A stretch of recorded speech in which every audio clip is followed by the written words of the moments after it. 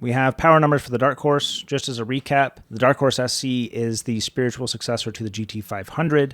They're not doing the Shelby GT500 anymore. It's now the Darkhorse SC, which apparently stands for supercharged.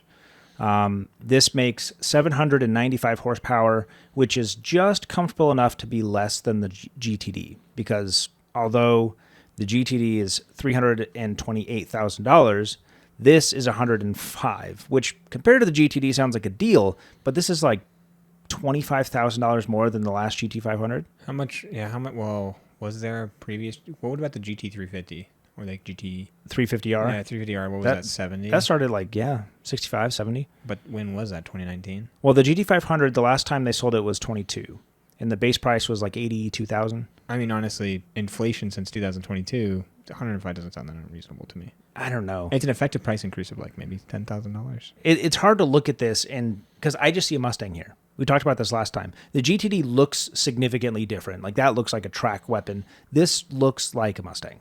And it blows my mind that this costs six figures. Can I ask an unrelated question about the Mustang? Yeah.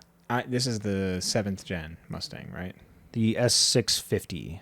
How do you feel about the taillights?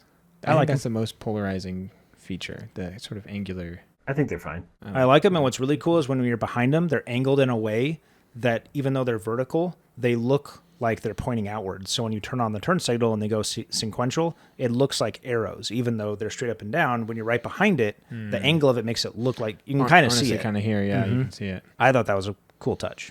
As far as looks and price and the Mustang presents at the two lower tiers, the 4-cylinder and the GT. The EcoBoost and the GT, they both present really, really high value for dollar products. Really do. And then there's this huge gap to get to this. You double the price and you get to the SC. Well, I mean, there's the Darkhorse. There's the Darkhorse. Mm-hmm. Yeah. You triple this one, you get to the GTD. And then you probably add some percentage on top of that for the GTD comp. Yeah, but those aren't real. Those aren't real cars. Yeah, those and like real people are going to buy. It's not like the ZR1. All I know is that every one of these cars is better than the Charger EV.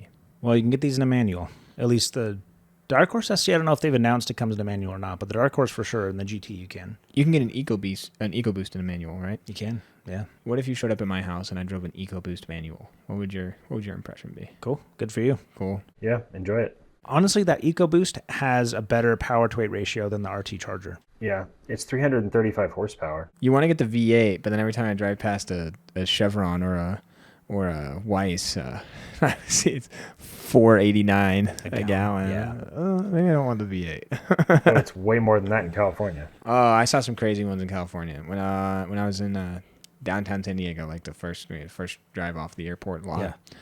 Yeah. It was like $6.99. Oh my gosh, yeah, it was bad. They haven't offered this the GT500 trim in a convertible since 2014. Apparently, they've had a lot of issues with structural rigidity and the car basically folding in half when you try to accelerate. But evidently, Ford Authority reported they've seen spy photos of the Darkhorse SC as a convertible. Oh, really? But Ford said they're not doing it, so I don't know. They saw that like a couple days ago. Why didn't they make the Challenger in a convertible? I will never understand that decision. In its last model year, you could order it from the dealership as a convertible. They ship it out to Florida, where Drop Top Customs does the conversion, and you get it back, and you get it with a full dealer warranty and all that. Does that count? I've seen one. To close this out, the Mustang is doing coach building at the top. Kind of like how Rolls-Royce is. They have like the Spectre platform, and they kind of do coach building stuff on top of that. That sort of seems like what the GTD stuff is. It sort of seems like all these special edition, limited release. Like, I mean, it's not like anyone cares about my opinion, but like to me, they're just not real. They're just like it's the same as a Ford GT.